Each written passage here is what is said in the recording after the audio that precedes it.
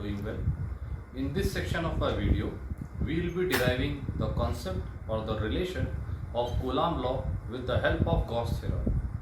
As we have already gone through the concept of Gauss theorem, so we will be utilizing the concept of Gauss theorem in the derivation of Coulomb's law.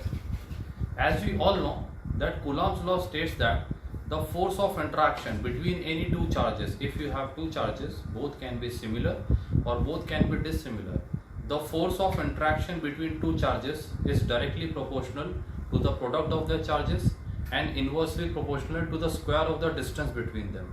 So, before deriving the Coulomb's law, we should remember what Coulomb's law actually is.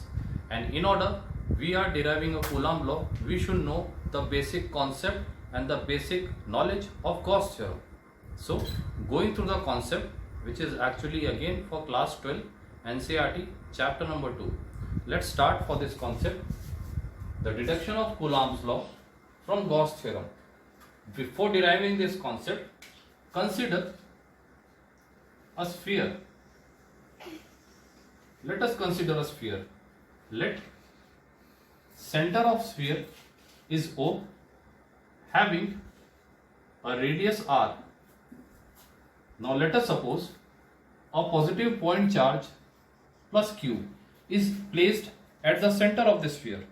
As we all know that field due to a positive charge, we had already studied in the concept of lines of forces, that field due to a positive point charge is always directed outwards. Hence, while you are placing this positive point charge onto the center of the sphere, you should note that the direction of field at all points on the surface of the sphere will be uniform and directed radially outwards. So, you are initially placing a positive point charge at the center of the sphere. Therefore, you have, according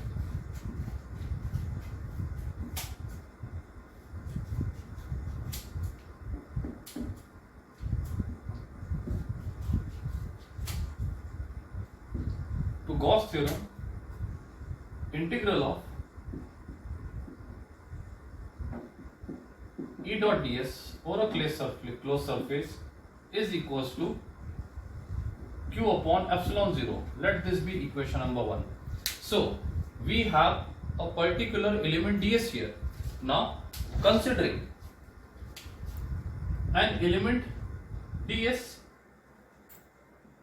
over the surface of the sphere such that n represents the normal to this element ds. As we had already discussed, the direction of electric field due to this positive charge is always radially outwards. So if you observe, the angle between E and normal is 0 degree, as both are parallel to each other. Therefore, expanding this expression, we have integral of E ds cos theta is equals to q upon epsilon 0. Since theta is 0, therefore you have cos 0 is equals to 1. So we will substitute the value of cos 0 1. We have already discovered that the angle between electric field and normal is 0, as both are parallel to each other. Now, integral of E dot ds is equals to q upon epsilon 0. Since integral of ds represents the total surface area of sphere, and the expression of total surface area of sphere of radius r is 4 pi r square. Just discussed that surface integral of ds is equal to total surface area of sphere, which is equal to 4 pi r square, where r is the radius of sphere. So we have E equals to q upon 4 pi epsilon 0 r square. Let this be equation number 2. Now this expression represents the magnitude of electric field intensity. This magnitude of electric field intensity will remain uniform at all points on the surface of the sphere.